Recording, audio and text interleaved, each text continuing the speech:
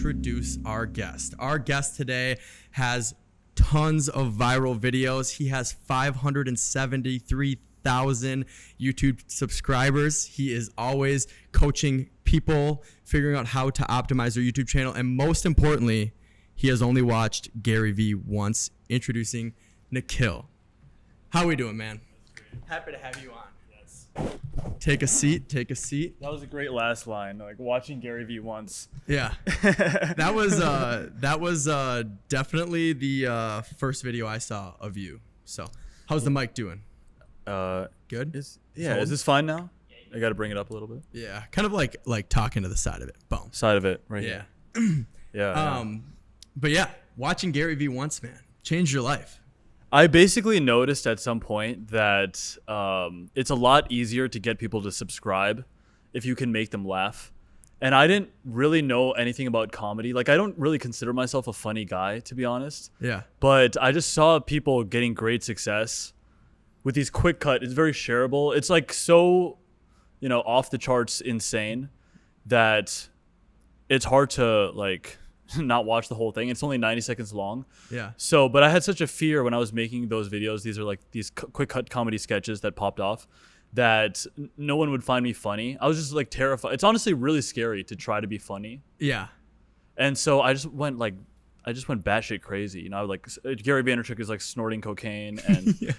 I tried to escalate. I was like, I don't think Gary Vaynerchuk, and I think he genuinely watched that video. And I think it hurt his feelings, is You my think guess. so? Yeah, because he started a segment right afterwards called "Interrupted by Gary Vaynerchuk." Because he mocked himself. He mocked himself about He it. was And like, he dropped. mad you were getting the views. He dropped the segment afterwards because one of the jokes that I did that other people didn't is anytime he was on a podcast, he would just like interrupt them and start talking about himself. Even if it's like Ray Dalio, the billionaire, on his podcast, he'll just be like, "Oh yeah," and then he'll go back to himself. Yeah. So I mean, that's the cool thing about YouTube, and if you can really find good reach on the internet, is that at some point, even the craziest people might have heard about you, or like come across you like, oh yeah, that. I mean, they won't care about you, but they'll be like, oh, that guy, oh yeah. So I think I got to him. Yeah. Well, so do you think that like the comedy side of things helps get virality? Obviously, like if you're chasing virality, like I feel like I've never gone on the internet and been like, dang, I laughed too much. Like, I feel like if I'm on the internet. That was like the source of YouTube, though. Like, YouTube started out, the original guys who really blew up. I mean, I don't know. Superwoman, Nigga Higga is like one of the biggest channels in the early days. Yeah. I'm talking like early when YouTube was still like, no one actually thought it was a serious thing. Do you know Equals 3? Actually, no. Oh, you didn't? Dang. Okay. That was like a channel? comedy thing I watched like in like 2007 on YouTube. Yeah, and especially because a lot of the big YouTubers came over from Vine early days. Oh yeah. That quick, if you can, and that's whole vibe is coming back with TikTok. If you can get people to laugh right away, super quickly, it's an easy access. The thing about like anything online or anything about our lives today is that you have to seem as like authentic as possible. You have to get as vulnerable as possible right away. Yeah. But it's a super weird thing to do because like even you and I right now in this conversation, we're kind of projecting at each other. You know what I mean? We're like, yo guys, welcome back to the podcast. Like, oh, great to see you, bro. Yeah. Like because we don't know each other. So we're kind of like, we're definitely cool with each other. That's something to know too. This is our first time ever talking. Like we talked for maybe we like 5 hate minutes. each other. and we're stuck here for an hour. For 1 hour. We're going to just see just a battle of egos for the next hour. Yeah, of course. Yeah, it's okay. But no, that's something like even with this podcast, I'm like trying to like let my walls down a little bit and like figure out this whole like I'm already getting like I have one comment on all our podcast clips so far and it's a hate comment. Oh really? And I'm like just getting used to this whole thing, like just getting used to just being vulnerable online, saying what I want to say. And you look at like people all over the internet, like they are the most vulnerable. Like even the biggest people on the internet are always like the most vulnerable, the most open. So it's like you just have to just do it. Yeah, it's kind of a can I swear on this or is that it's kind of a fucked up situation because like there's no one to looking into these things. It's just this terrible, horrible looking eye of Sauron that you're looking into. Yeah. But you have to pretend, you have to engage with it, and we have to engage with each other like we're just having a beer. Like there's no walls up between us. Yeah. And that's what people mess up the most about content creation is that they immediately put up their walls and they're just like, oh, because why wouldn't you, right? If you go into like a job interview in real life, if you completely come in with your walls down that's like really bizarre. You Yeah. know? Like even the suit that you wear to an interview, it's like to protect you against yourself. Like it's just like, hey, I'm wearing armor for this job interview because I don't want you to hurt me because I need money. Yeah. but it's way different. And when you're building a personal brand, if you're going in on it, like just got to fully commit to if something you say like you're like worried it's gonna embarrass me or I'm gonna come across kind of like arrogant or whatever it might be, you should totally say that thing. Yeah. You know, like what's the most fucked up thought that you have on a regular basis? Oh gosh. I'll tell you mine. It'll like maybe it'll ease you into it. Here. So 2 years ago, I had this guy. He gave me because I'm on like sometimes the side of YouTube that I'm on is like a little bit I don't know. It's like alpha male. You know, that's the energy. Yeah. So I had this dude do a face reading. You're like Minnesota's Andrew Tate. Yeah, Minnesota's Andrew Tate. That's a terrible comparison. I'll take it though. I mean, it's better than being non-existent. It's better than being invisible. That's true. For me, because I need your validation. No, but I had this guy like evaluate my face, like how hot am I? Yeah. It's like he did that for a living, like professional face rater, and he gave me a 5 out of 10. And like he gave me all these kind of critiques about how this is why, you know, you have a compact mid face, but your eyes are a little too close. He like it was scientific. So the breakdown was so technical that I was like, he got me. That's insane. So sometimes I have a thought like, what is my sexual market value? Has it gone up in the last year? Because I've been cutting for 6 months. Is it working? Is the jawline coming in? Yeah. That's my most embarrassing thought these days. Oh my gosh, I don't know if I've even pondered my most embarrassing thought. Yeah. Maybe you just do. Maybe you're much freer than I am in your mind. Yeah, I also think I'm like, maybe I got to start taking note of that. Maybe you're honestly, just like, if one comes to me before the end of the podcast, I'll make sure. Then don't be afraid to say it. Yeah, right? yeah, of course. Okay. Well, so tell me, like, okay, so was the Gary Vee video the first one to pop and like really like, was it like ding, ding, ding, ding, ding, your phone's going off, you're like, holy crap, something's happening? It was one of the first that popped, and how does that feel when it pops? It feels bad. Like you might be, because a lot of people, they want to blow up on YouTube for so long. Like you're doing it, you know, I was doing it for a little bit of time before and then suddenly you're gaining like 3,000 subscribers a day, you know, like so many views every single day. Yeah. And for me, I had not been funny. I don't consider myself a comic or anything. And people assumed I'm like naturally, like I've been a comic for years. Yeah. Based off those videos. It's too much attention all at once. It was really, and I'm like, what do these people want from me? You know, I think I went from like 30,000 subscribers to 100,000 subscribers in just like very, very quick order. And now there's like, so that happens. And then it's like, now there's this 100,000 people that care about my channel. And like, am I obligated to post? What if I don't even really want to do YouTube this month? What if I want to do this?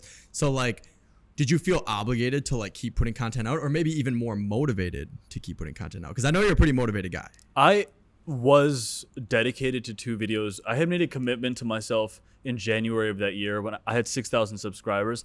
I think setting intentions, like making a vow, like almost like a sacred thing. Yeah. There is some power in it. And that year, you know, I was making $20 an hour, driving 45 minutes each way to Thomson Reuters, this company in Eagan. It's like SEO specialist. SEO specialist. Oh, you know all my stuff, dude. Of course. Oh, I don't know if I'm worthy of research, but you have researched me. That's awesome. And so I didn't have a lot going on, and I wanted just to be successful. So I said, this is one commitment I'm making to myself. No matter what happens, it's going to be 2 videos a week for the whole year, 100 videos in a year. And so I did. I actually didn't want to post because it was too much attention. And I was like, the audience suddenly got that much bigger. So I was like, why are they coming? You know, like, is it good enough? Yeah. So I wanted to slow down actually so that I could like figure out what I should make next.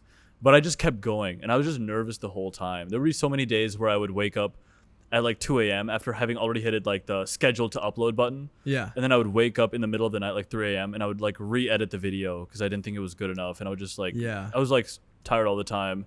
But it was also very exciting. But yeah, man, not that I'm even that, whatever, well-known or like that famous by comparison. I think you are, though. I think like, I threw that Gary Vee thing in the intro because I think when you sat down, people would be like, "Oh, I've seen that Gary Vee video." People have seen that video. Yeah, for sure. Yeah, or they're like, "Oh, yeah." They don't know. Sometimes they don't know why they know me, but at some point they saw that video.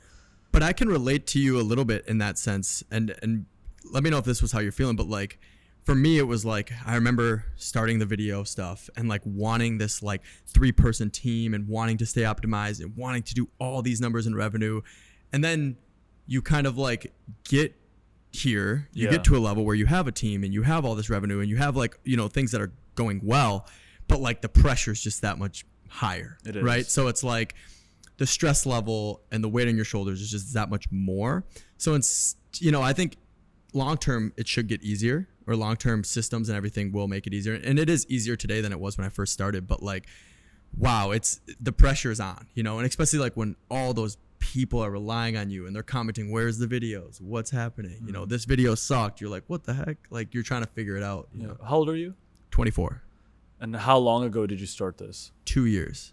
So like, yeah, what is the, I mean, that must have been a crazy transformation. It's like right? 2 years and 4 months now. So it's probably, honestly, it was a very, I'm guessing, a painful journey from 22 to 24. It was really fun, I'm sure, along the way as well. But sometimes people don't realize, just like, even you don't fully realize it until you get like a moment to breathe and you look around and you're like, damn, I have a fucking studio. Like, who are these people? Why are they? Why, you know, like sometimes you think that. Well, I posted something on my story the other day, and it's like sometimes you get so focused on the future that you forget to just reflect and be like, and like realize how far you've come. And that's not the exact quote, but it was like, that's me for sure. Like, I feel like sometimes I need to remind myself to like just chill and like smell the roses and be like, wow, you know, we've done this, and don't get so like focused and stressed out on like what's next. It's really hard to do, at least for me. Yeah.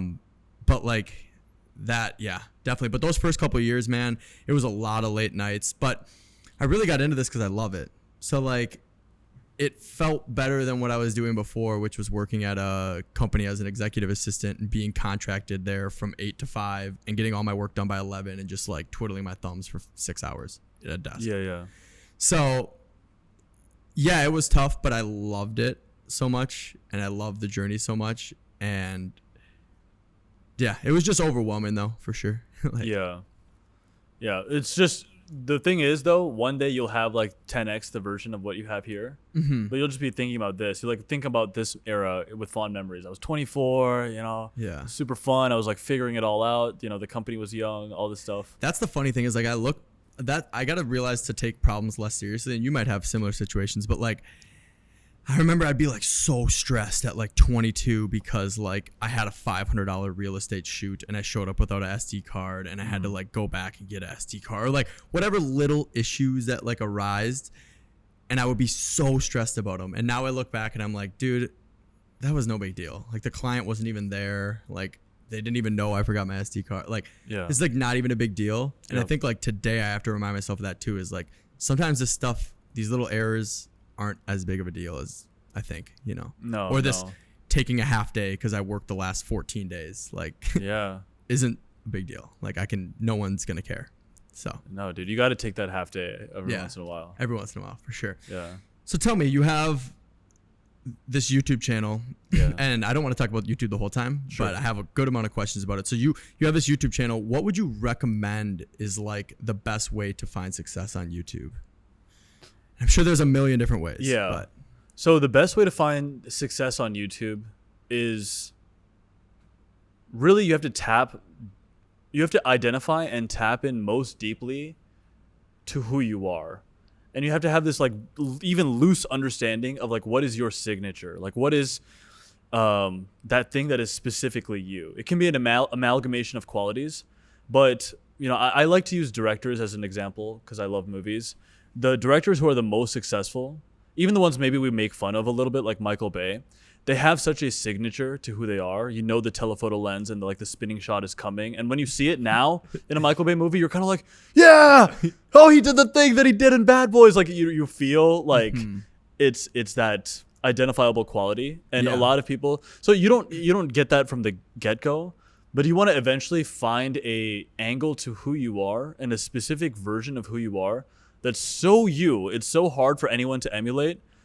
And it's like, damn, this is like the truest expression of me. This is like the God force within me. Like only I could have been this way in all these bizarre ways. You know, like for me on my latest video, starts off with like a little acting scene and then a gun sequence that goes into like the techno remix of a Bollywood song. It's like, it's so weird, but it like no one else would do it and it still worked. People would identify that with me. So you want to eventually arrive. That's why authenticity is so important on camera. Yeah, because if you're not authentic, then you're kind of like putting on this show when you're making the videos. And it's like, how many videos can I make? Because how sustainable is like putting on this persona or this show when you make content? We tried to do this winter, we were trying to do like, we were either going to do a podcast or like me, like talking head, like explaining like how to use a camera and like all these like different like teachings. Like, here's how I make my shot list, and me doing like all this content. And it just felt so inauthentic. I felt like it was just not sustainable. Like, I don't know if I'm a teacher. I don't know if I'm like the guy who's like, I don't know if that's me, but I can talk candidly on a podcast like this. Yeah, well, so maybe that's you just why don't I have let the go. systems around it to make it, because it is actually tough. Because when you're teaching, it's planned, and when you're planned, it's hard to be authentic. So then the key is to plan it, but still be authentic afterwards, and then you could find. I mean, for no one I don't think is naturally a scripted teacher. You know, that's the toughest thing. Take something that is scripted. Right now, it's very easy to be authentic, because I also probably like broke some norms of the podcast that came before already. I love it. Yeah, right. That's my guess.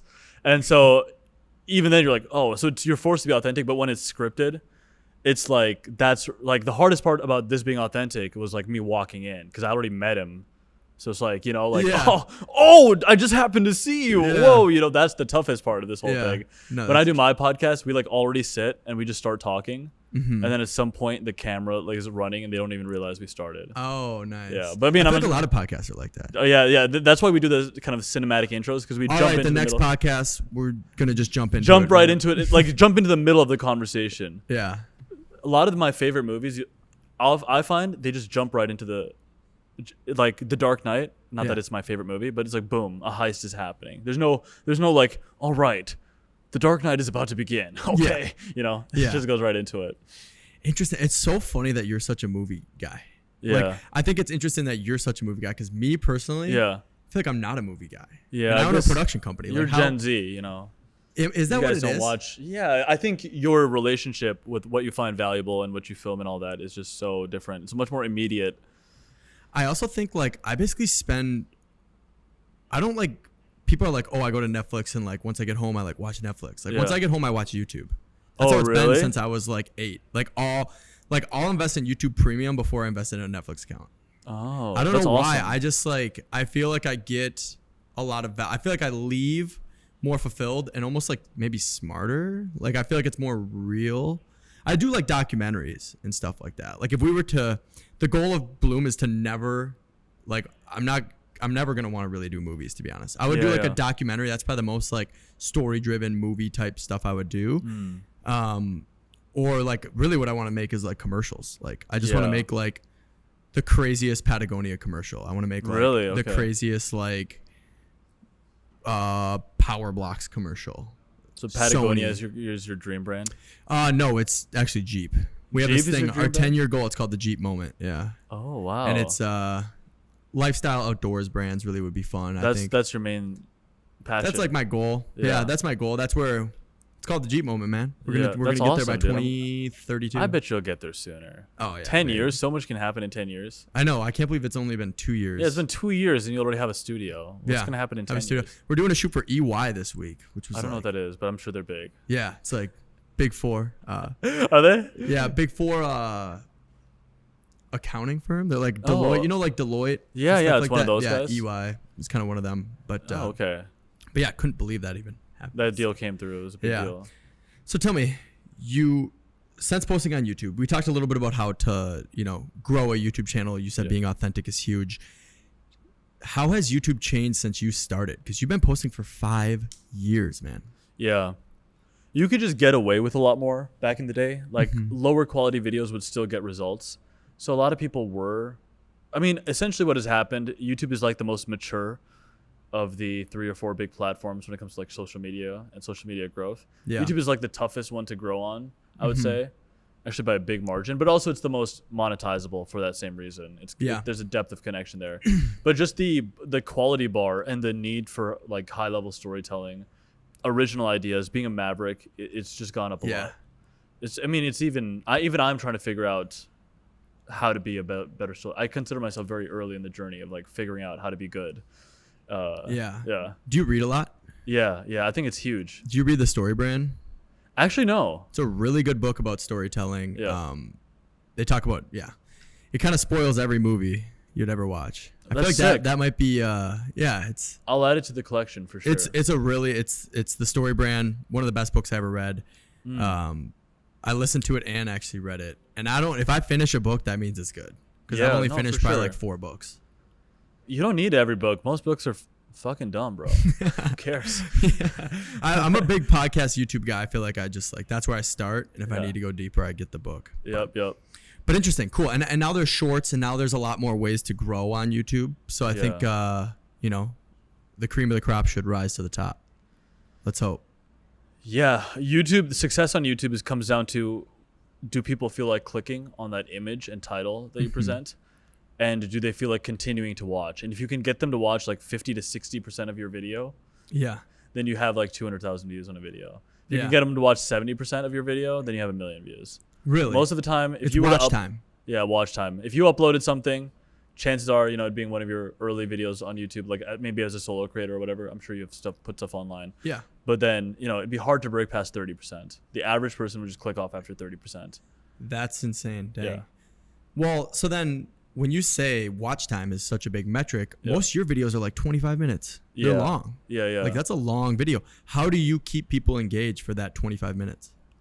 I try to go for depth of analysis. So analysis is, most things have been said. It's like you said, like most movies have already been made, right? The plot is not, we actually are not watching for the plot. We are watching for the execution of the telling. Yeah. So analysis is, can you relate increasing your credit score, which might be the title of your video, how to increase your credit score, with Napoleon Bonaparte?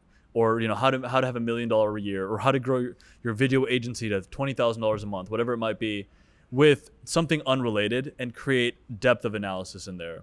So, I mean, I would guess on a 20-minute video, my average watch time is like 5 to 7 minutes.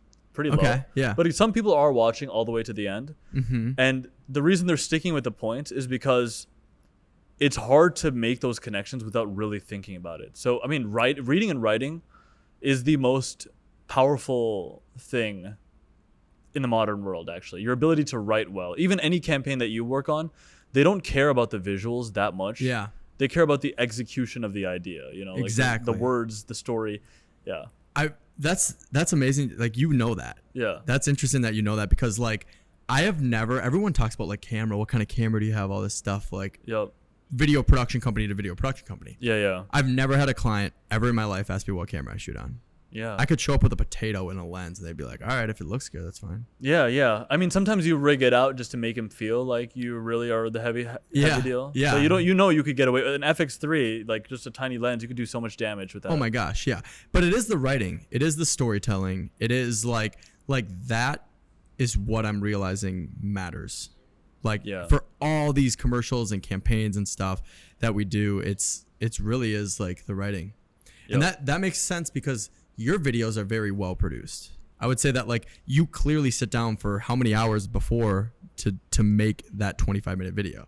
Yeah. I mean, each of my videos in total effort represent around 25 to 30 hours of my time. Really? And 25 hours of time of just the editor who does the rough cut. And then Axel, my videographer, my main shooter, he's with me on most of these shoots. So all in all, each video now costs $4,000 or $5,000 to make. Yeah. You don't see it. I mean, most people don't see it, but they're expensive to make. Yeah. And, you know, there's 3 to 5 different locations in them. And even just thinking about the words in the script takes me around 10 to 11 hours. Yeah. and we've made some internal content. And like you said, all those different locations. That was one thing I noticed. We had a meeting today and I talked about you and how you shoot at so many different locations. Yeah. That takes a lot of time, dude. Running around the city and going here and parking and paying for parking, then running up just to get like 2 shots in a coffee shop is like, it's interesting. It is interesting. One could say it's fucking stupid, but like it sucks. It honestly sucks. Nothing stresses me out more than like, okay, we got 1 out of 8 locations done. Let's keep rolling. But no, that's super interesting, man. That's super cool. I just love visuals in the story. So I do a lot of those for me. Yeah. And So, like, do you have a vision for the video? Do you kind of start with writing? Do you start with the storyboard? Do you start with like a concept and then write? What's the process look like?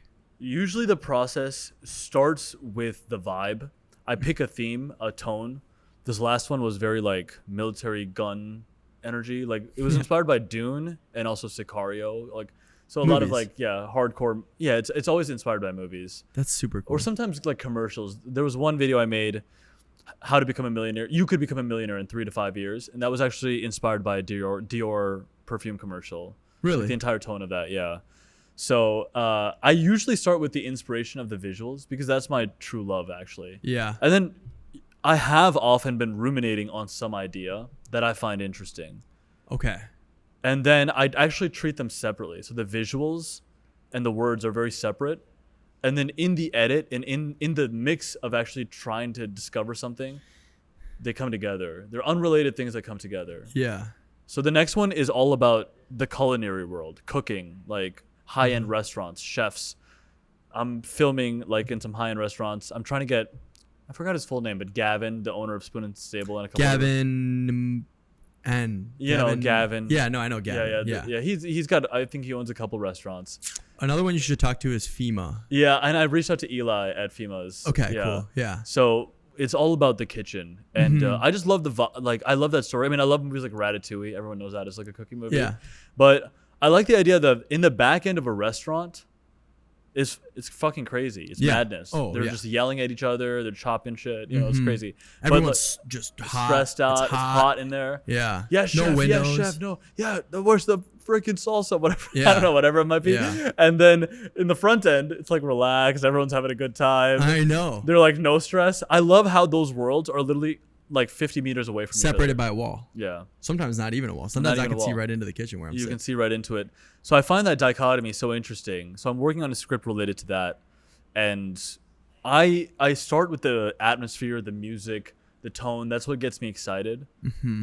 And then I find an angle into the video that I also really believe in and I'm excited by. Okay, interesting. Dang. I mean, that's just me right now. And you got the inspiration not from Ratatouille, or maybe from Ratatouille. Ratatouille is one of them, Yeah. for sure. Yeah. Because even Ratatouille has the idea of the critic. I mean, this critic, he doesn't risk anything.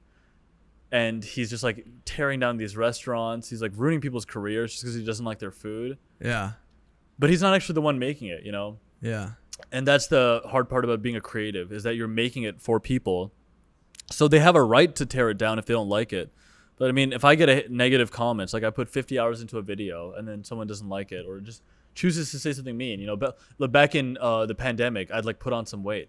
So I would maybe make a video I worked really hard on. And the first comment is like, dude, you got fat, you know? So it's like, so I like the idea of like, it's like, did you not see the message? yeah, Did you making not it see for the creator. But they have a right to say that, you Yeah. know, like if they're the viewer, I made it for them. They're giving me their time. They can say whatever they want.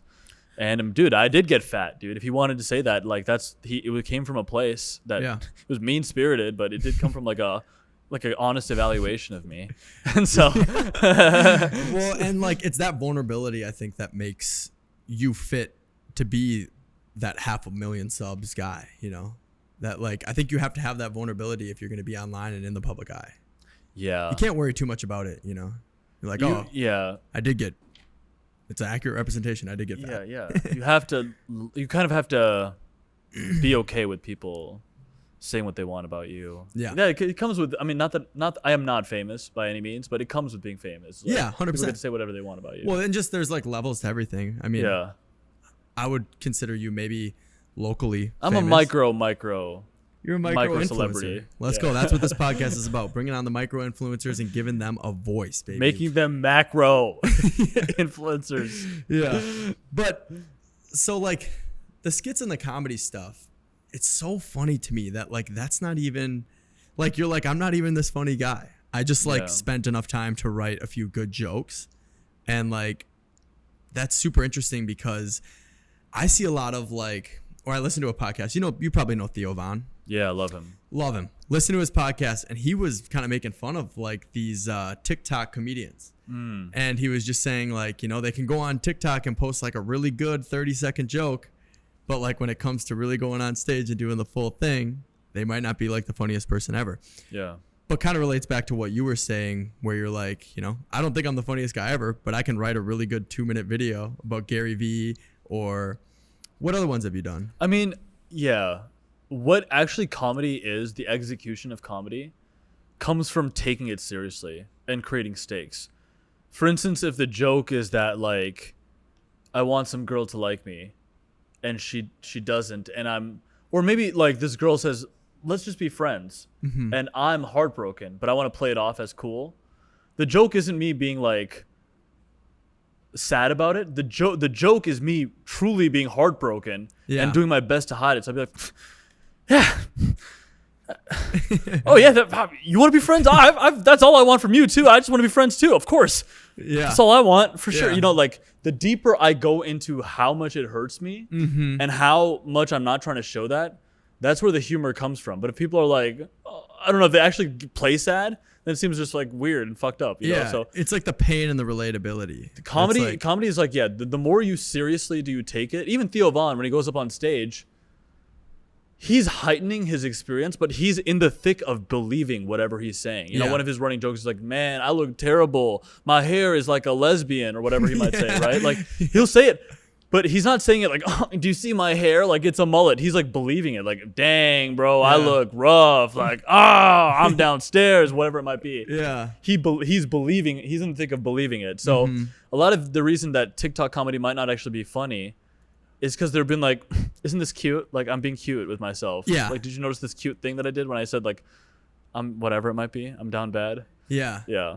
That's interesting. And it's funny because I like to think of myself as like a somewhat funny guy, but I think like I do struggle to like, you know, open up those doors and really attack these kind of like more vulnerable parts of myself. And I think that's where a lot of the comedy stems from. Yeah, like, I think comedy is just saying the truth. Yeah, that's true. Yeah, comedy is saying the truth. Yeah, you just might heighten it, or you might go deeper into it, make it hyperbolic. Yeah, but it's still just the truth. That's why it's funny. Yeah, you know. Interesting. Well, so did you grow up in Minnesota then? Yeah, more or less, since I was 5. What city? Plymouth. You know, like just suburbs, like posh bougie area. Yeah. Wayzata. I went to Wayzata High School. Oh, you did? Yeah. Okay, interesting. Cool. Well, then I noticed, so you actually went to college in my neck of the woods. Yeah, Northfield? Yeah. Oh, really? Oh. So I grew up in Farmington. Okay. And I remember driving by that Northfield school, and my dad was like, if you're real smart one day, you might end up going to that school. Really? Yeah, I mean, yeah, it is and a smart people's like, school. But when I went on your LinkedIn, I was like, dang. Yeah. We got probably the highest IQ that's ever been on the Bloom podcast coming on today. Very unlikely, but maybe. I mean, yeah, I was a chemistry major in college, but I did it because my parents forced me to major in chemistry, be a science major. Like that's why I went to. That's why I went to school too. Yeah. My family was like, "You need to go to school." Yeah. And I'm like, I don't really want to. Yep. But they didn't understand what's possible outside of school. Yeah, I think. Yeah, I also think that like for my family, I was like the first. I want to say I was the first male to get educated in my family. Like my grandpa, my dad, none of them went to school. So I think they were really like keen on that. Yeah.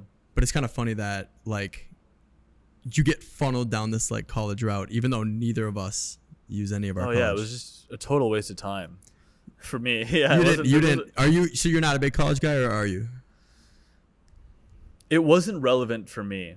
Mm-hmm. And in terms of simply skill acquisition, it's probably not relevant for most people. Yeah. I think a great way to frame your career is decide on a project that is somewhat achievable. Just one singular project, and then decide what you need to learn, and then find out how to learn those things and make a learning curriculum for yourself to learn that thing. And hire whatever coach you might need. You know, that's make a learning curriculum for yourself. I feel like that's tough. Maybe. No, man, because you have the project to center everything, so you're going to mess up along the way. Yeah. But no matter what you do, it's going to be more efficient than a college curriculum.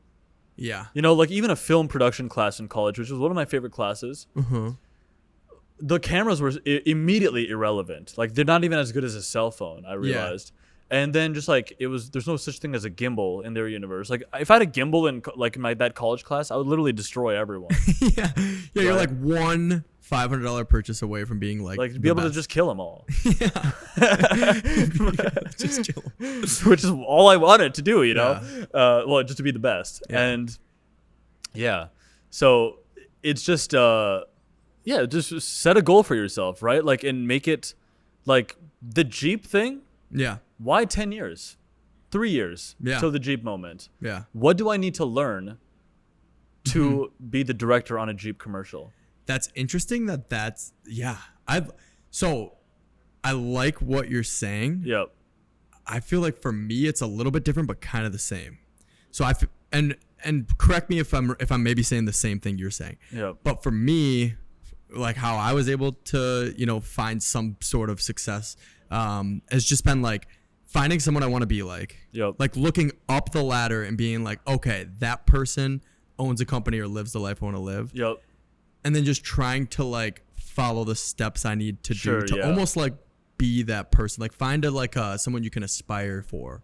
Totally. And I've had multiple people, but kind of similar to what you're saying. Yours is more just like we have an objective and how do I get there? And mine's like I have a person. How do I become like that person? That's great. The thing is, you can study them from afar. What I found in my early career is that those people I wanted to emulate and I wanted to be like, they didn't care about me. And there's nothing I could have done to properly get their attention unless I like really begged for it, send out 100 emails, 500, which I did. Yeah. And then they'd occasionally get coffee with me. But the ROI of sending out 200 emails to like have a meeting with this person wasn't that good.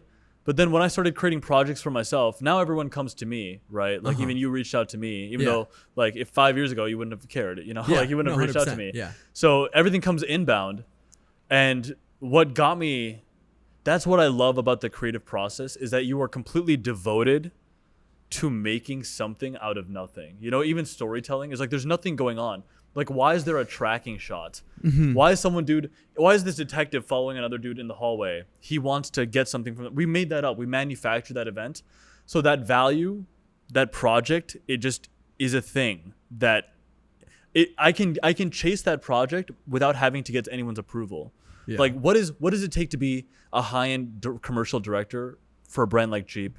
I don't know how big that deal would be. Maybe it'd be like $1 million commercial. Maybe like a couple $1 million.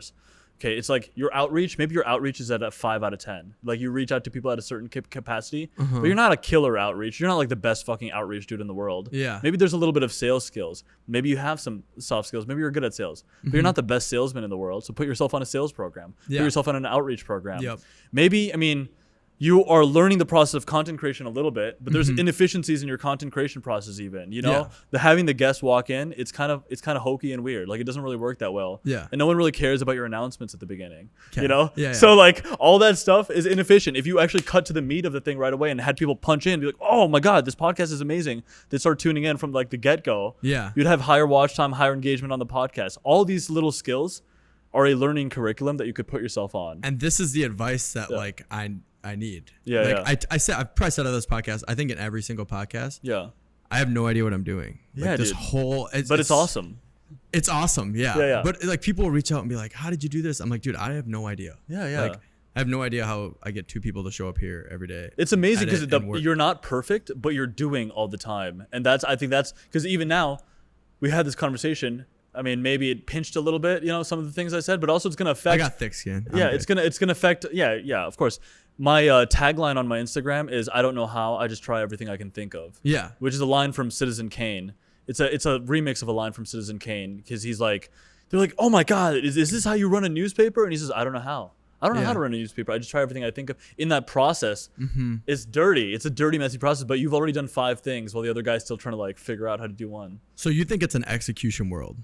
You think execution is what truly allows people to go from good to great? Yeah, you do need time to like learn and refine, but start with execution and then refine afterwards. Yeah, that's always been a big focus of mine. You should definitely refine though, you should take moments to refine. If you execute too much, you just gyrate all your energy. Yeah. And you just exhaust yourself. Yeah. But execute and then reflect and refine and then execute again. But you started the right way. Like I think a lot of your success started from execution. 100%. Yeah. All like you did it before you knew how to do it. Yeah. And then you started realizing how to do it. Like there's probably a ton of stuff that you know how to do that I have no idea how to do because I never started a video agency. Yeah, exactly. Yeah. No, and like same with you. Yeah. Like it's kind of interesting because I'm trying to do what you do. Yep. And I'm like in your arena right now. You're in my and arena? I'm like hosting you on my podcast. I know. I feel like I'm hijacking your podcast. You totally can, because you're the guy. You're the guy. For I feel like I'm ruining everything. No, you're not ruining everything. Honestly, I feel like a lot of the stuff you're saying is true though. Like some of the stuff's, to be honest, going right over my head, because I'm like, it's a lot. Oh, really? Is it going over your head? Well, you have like a very systematic brain. I feel like I'm very like free flowing and like, oh, we'll just try it. You know? Oh, yeah. And I feel like you're very like precise, and I'm just like getting that. Yeah. Kind of feeling that. It's actually funny. You're kind of like Devin. You and Devin, like Devin balances me out, and I feel like like you would probably balance me out if we worked on a team together. Probably, yeah. You need both elements. You definitely do. You're kind of like more of the warrior archetype. You just go in and do things. Yeah. Or just like, I'm just like, let's just try it. Yeah, you try things, but I mean, you learn through doing. So yeah, exactly. Yeah. Learn through doing.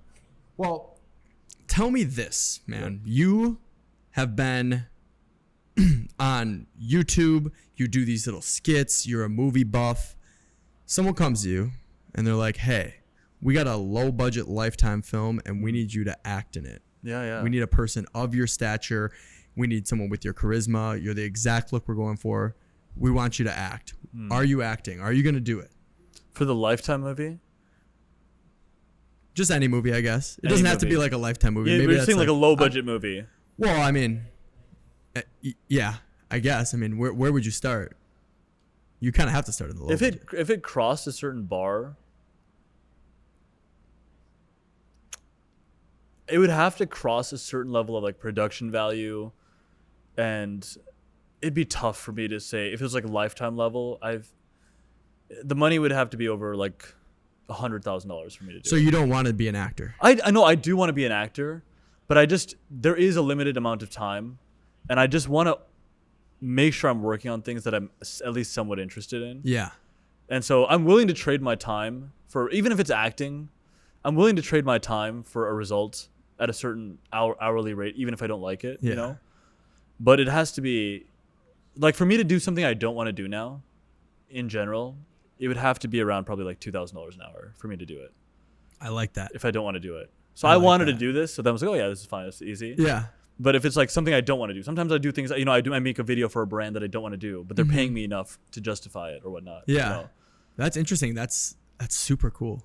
I have a price for like me putting up with things I don't like to do. That's powerful. Yeah. And I bet Lifetime's probably not paying $2,000 an hour. I don't know. I feel like I bet the lead actor on a Lifetime movie, they probably made $50,000 from that role, something like that. I don't know if that's not $2,000 an hour, but it's not like horrible.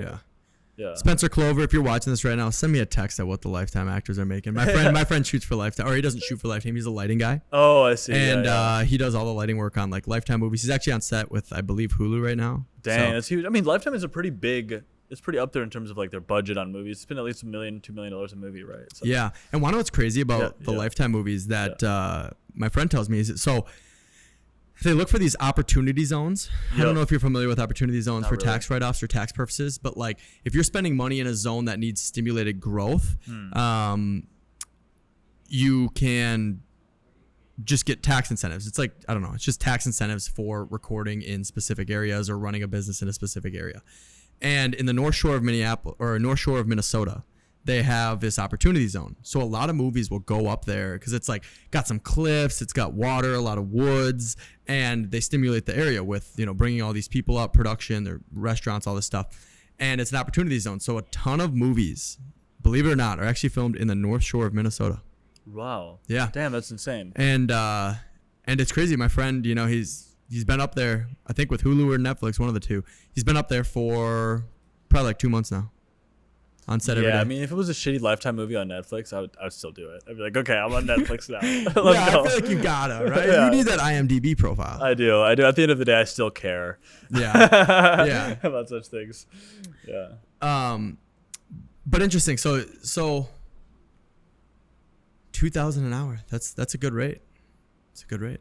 It's not, it's just because of the scale of the internet. It's not because I'm like this fucking hotshot or anything. It's just because if you have digital products or physical products or any kind of service and you pull in maybe 50 to 100,000 views a video, even a number of people who have gone through my coaching program, even off of 5,000 subscribers, 10,000 subscribers on YouTube, 5,000 views a video, 10,000 views of videos, they've crossed 5, 10, even 15K in a single month. They're just like just normal people. Just because that much attention, it's 15,000 views on a video. It's a lot of attention, right? So you can sell a lot of stuff off the back end of that.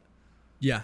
So there's almost like, it's like that question of like, I don't know, like you look at like who's a big actor? You're kind of the movie guy. Who's like the Logan Paul of actors? Logan Paul of actors. Let's say Leo DiCaprio. Okay. Would you rather be Leonardo DiCaprio? Yeah. Or Logan Paul? For me personally, I feel like right now I might want to be Logan Paul. If they were like the same age and everything? I don't know. It just seems like the opportunities, like the ceiling is so much higher for a content creator than a actor. Yeah. In terms of like influence and like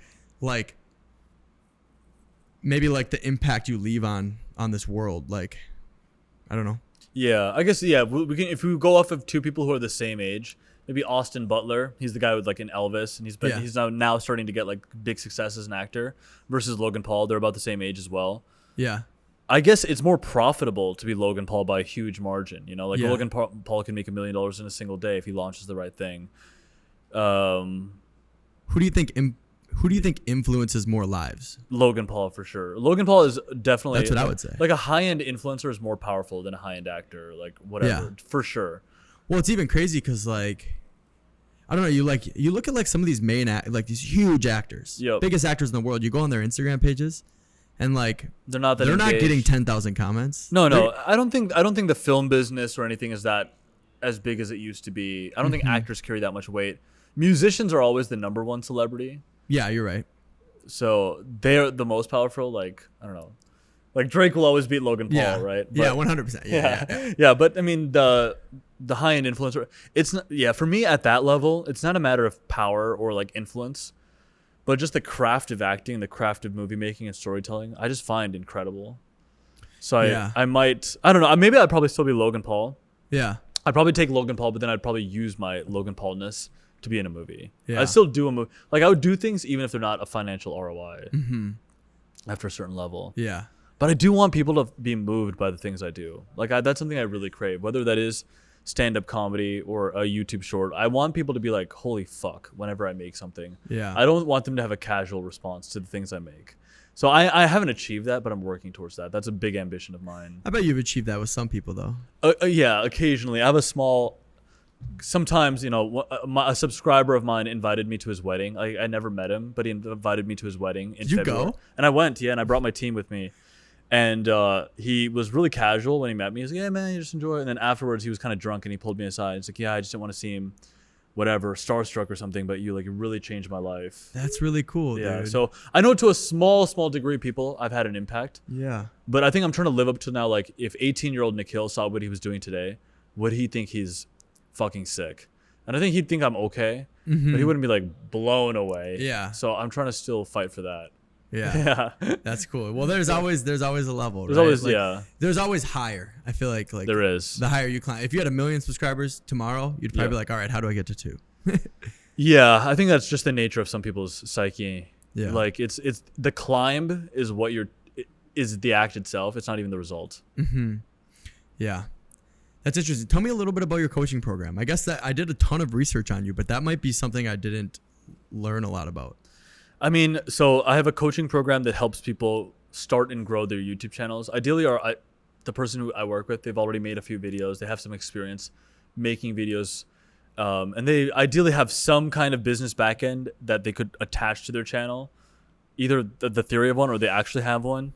And then we go through the fundamentals of what leads to YouTube's success. You know, most people, I'd say 99% of people who make any kind of video, they don't understand the principles of success around that format. You know, even if it's Instagram Reels or anything, there are rules to success. You know, like if you want this podcast to blow up and be really successful, you should study what are the characteristics of a very successful podcast. You should actually put that on your calendar for an hour a week. You literally watch podcast episodes, and not even like the big guys like Chris Williamson or Huberman or Joe Rogan.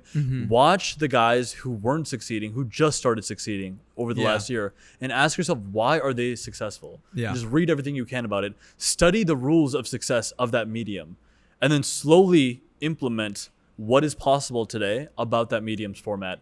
And the growth, it's doing that is the difference between just like getting 50 views. It's a logarithmic exponential scale of success. So it won't just be, if you do that, it won't be like 50 to 100 views or 100 clicks. It'll be like 50 to 100,000. That's the difference in scale. But people enter terrains and they don't bother to study what that terrain is. Yeah. And most people have no idea what it means to make a successful YouTube video. So I teach people. So good. Yeah. I studied video production like no other. Yep. And I think I attribute part of that just because everyone with a video camera is making YouTube videos. Yep. And like I said, I spend so much time on YouTube. So I was watching YouTube videos on how to tell a good story, YouTube videos on how to use a camera, what camera's the best, what lens, this, all that. Like learning about all of this stuff. But I think if I wasn't a student of the game, I probably wouldn't have been able to really even start this company. And I think that's a really good point. You know, study those smaller, because I watch like Impulsive and Theo Von and stuff like that. And I'm kind of like basing this podcast, trying to, you know, base it off what they do. But like you said, find that small podcast that's recently popped. Yeah. We say this in the coaching program, market research. So the rules of market research is you're trying to find, like you're studying from other YouTubers, find YouTubers who are small, like less than 100,000 subscribers. Let's say most of their videos get 100 views, and that one video of theirs got 100,000 views. Now, if you did that off Logan Paul's channel, all of his videos do well. There's no way to study him. Yeah. Everything's optimized. The same thing, like if you want to make the NBA or something, don't study Kobe Bryant or whoever has been considered one of the greats for the last decade. Study the guy who barely fucking managed to weasel his way into the college team, D1, and then he sat on bench for most of the year, but somehow got to play, he like studied he tweaked some fundamentals for himself, and he learned how to catch, you know, study that guy. Yeah. And then you will actually, you have a shot of getting so much further. Yeah. No, that's super cool. It seems like, I know you had Austin Opfer on your podcast, right? Yes. And you guys talked about a lot of really interesting things, and I actually watched that full podcast, by the way. Oh, dang, thanks. And you guys talked about a lot of interesting things, and I feel like your mind is very like focused on like success and I think and like success, but like what is success? What is ideal to you? Yeah. And you had talked on there about like where you came from and your parents and stuff like that, and your culture. And you had mentioned that like working at Google was like the biggest thing. Yeah. Right? Tell me a little bit about that. Yeah. For like Indian parents, for a lot of immigrant parents, for honestly about all immigrant parents, you think? I would say a lot of parents. Yeah. Definitely for Indian, I can speak to the Indian American experience. What they perceive as value most of the time is it has to be defined. We want our kids to be doctors. Why? Because the exchange in value is so immediate and apparent. Someone's sick. Theoretically, this doctor can make them not sick. That's a huge value add. But one thing that they fail to realize is that value, there's so much to your inner constitution today in today's economy that can create a value add. The fact that you love baseball cards or something, that could be a value add potentially. Yeah. So much to who you are intrinsically can be a value add. And so the real way to become a millionaire, successful, have a big company, whatever it might be, have financial freedom, is to tap deeper into how to make you the business rather than just the conventional mediums of success. Because those people they're limited by their time. A doctor's still trading his time for money until he makes himself like a brand and something more than just a doctor. And I feel like no doctors do that. I mean, I don't know a ton of doctors that have like a personal brand. Yeah. No, most of them don't, but a lot of them wish they did. I have some friends in their last year of residency or whatnot, and their lives are immensely, like, it is so much work. And a lot of them say they wouldn't do it again. Like, they wouldn't go back to medicine. Even people who have gone through my coaching program, like med school dropouts, because value can come from so many different things outside of just like, I'm a software engineer, I coded this thing. You can create value in so many different ways. Yeah. So was there pushback from your parents when you started making YouTube videos and they're like, what the heck, you have this chemistry degree, work for Ecolab? Yeah, but my dad basically didn't talk to me for like 3 or 4 years. they like constantly compared me to other kids who were more successful. They didn't understand what I was doing. My mom tried to support me to some degree, but she was always worried about me, and she just wished I went down a normal path. There's even an era where we almost got into like hands thrown up between me and my dad, like violently yelling at each other, not understanding each other. I resented them for trying to control my life, and they didn't understand that their sacrifice of coming from India to here was not paying off. Their son was basically just like doing something completely of his own making. And I think it's, man, looking back now I'm 30, I'm just decently older than you. Like, I'm glad for all of it. Like, my parents are really cool. Like, they worked so hard to get to America. They came from like the village in India, like poor kids, like no electricity, no plumbing. There's poor in America. There's America poor. And then there's just dirt and cows in like this village in India poor, and they didn't have anything going on.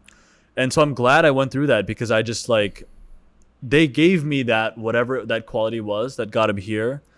And I pushed back so hard against them just because I'm literally their son. Like, I'm also. So are you first generation Indian American? Yeah. So oh my gosh. And I'm an only child, so all that attention was on me. Yeah. And like, their value is focused, or like how you provide value, like you said, is focused on like, can you make a living? Do you have security? And, maybe to them, creating videos online was not security, but being a doctor was. Totally. Or working at Google or Apple was. Totally. That's crazy, man. And I was born here. My whole family's been here, but like, that's a very interesting perspective. And I've talked to actually a lot of people that have similar expectations. Yeah. I mean, I would say most Indian Americans that I've come across that I know, they bent in some regard. They did one thing. They got a conventional job that their parents could understand. Yeah. Or they honored some level of what their parents wanted. Yeah. And also their parents were not as hardcore as mine. Mine have been always very hardcore. So, but I didn't do anything my parents wanted me to do. There's also a lot of very successful Indian Americans though. Like, it's a very successful demographic in the US. Yeah, it is. One of my favorite podcasts I listen to, Group Chat News. Yeah, they, two Indian American guys, one American guy, and they talk about everything business, and they're just some of the most intelligent people. For sure, I have no doubt. So really cool. Yeah. Last question I got for you. Yeah, for sure. In regards to your coaching. Yep. Because there's probably people here that want to start a YouTube channel. People listening right now. Yep. What do you think you would have to do to go full-time YouTube? Or what is the threshold? Okay. To be a full-time YouTuber early, like let's say you're just starting out, you need to adopt the mindset of a professional from the get-go. You can't bullshit yourself, and you need to learn the way the game works. So you need to study YouTube all the time, every week. You need to, depending on what, let's say you work a normal job right now, 40 hours a week, you need to devote some time every week to writing, rehearsing, recording. You should honestly, even if you work a full-time job, you should be working on YouTube for at least 2 to 3 hours a day if you're serious. And then on top of that, you need to also work on digital products or physical products or a personal, like a service that you are going to sell, so that you're not so reliant on sponsorships, because the sponsorships are like sharks. Any YouTuber that starts to blow up even a little bit, they'll just be like, they'll try to throw like $500 at them to get a brand deal with them or something. And you will be siphoned on this drip of sponsorships. Like, I know so many successful YouTubers, 500K subscribers and more, and their only revenue source is sponsorships. But you need to treat yourself like a professional, and you need to study it every day, and you need to work on it every day. And I can say this because people have gone through my coaching program, which is expensive. And even then I see them bullshitting themselves. Like, I see them not, they're like, oh, I'm like, how long did it take you to write this? And they're like, oh, I worked on the script for 2 hours. And I'm like, well, if I was starting from scratch, I would write what you have here probably in around 8 minutes. I'll say that to them on the call. I'll literally come up with a better script on the call in front of them. I'll like write it out in front of them. Yeah. So you have to just put that intention in. But if you want it and you desire it and you set it as a target, I think most things in life, if you set it as a target, you study how it works, and you want to succeed with it, and you can get really far in 2 to 3 hours per day. Yeah. My advice is really hardcore. I just realized. No, it's really hardcore, but it's good. But and it's funny because the answer I was looking for, I thought you were gonna be like, all right, if you have 10,000 subscribers and you're getting at least 5,000 views a video, you're probably gonna be able to go full time. You're gonna be able to make enough money. Yeah, you can. Like, what's that the is threshold, true. like number wise? Okay, number wise, I mean, with 5,000 subs and a couple hundred views per video, you could still go full time. As in, you could start making $4,000 a month. Yeah. That's if you can break 1,000 views consistently, you could actually go full time. People don't realize 1,000 views. I mean, imagine if there were 1,000 people in this room right now. Yeah. And they all wanted to buy something from you for like $20. Yeah. Yeah. So you don't need a lot of views to go full time. Yeah. Dang. Interesting, man. It's really, and then you start monetizing YouTube after X amount of views or something, correct? In terms of the AdSense, 1,000, what is it, 1,000 minutes? I leave my AdSense off on most videos. Really? Yeah, AdSense doesn't really represent our business model at all. But yeah, in terms of like watch time and AdSense, I think it's like 1,000 hours or 1,000 minutes. You can just connect our bank account to it. Yeah, turn the AdSense for on, sure. and Yeah, everything will be good. Yeah, you're right. I leave the ads off on mode to give the viewers a better experience. They just don't have to have ads. That's super cool, dude. Yeah, I mean, if I turned it on, it would represent 3% increase in revenue. Yeah. So it doesn't even matter to me. I don't give a fuck. 3%. Yeah. Let's go, dude. Well, honestly, amazing having you on. That was a quick hour. Feel like we covered a lot. Feel like we jumped around a lot. Feel like we, went from YouTube to college to this to that to being a first. That's just so crazy to me that you're like a first generation. Yeah. In the States here. You got it all unlocked. You got it all figured out, man. Well, no, I appreciate you having me on, man. Yeah. Of course, yeah. And tell the people where to follow you. Tell them about your coaching program, everything. Yeah, so you can find me on YouTube, Captain Sinbad. That's the main place. That's all you have to really worry about. I'm on Instagram as well, but it's really just for me to put up stories of me boxing to show off to the girls who rejected me. And yeah, and other than that, YouTube coaching program, captainsinbad.com/coaching. But really, that's all right. I just want to say thanks for having me on. It was a fun time. You've got a very professional setup. Yeah. You're a very young, ambitious man, so I'm sure you'll go far. I'm sure that Jeep moment is incoming shortly. Dude, when that Jeep moment happens, it's going to be the best day of my life. No, for sure, dude. It's coming. It's coming. Well, yeah, thanks for coming on. Thank you guys for watching. Please like, comment, subscribe, and follow us on Instagram at bloom.creative. And yeah, stay tuned. Tons of clips coming.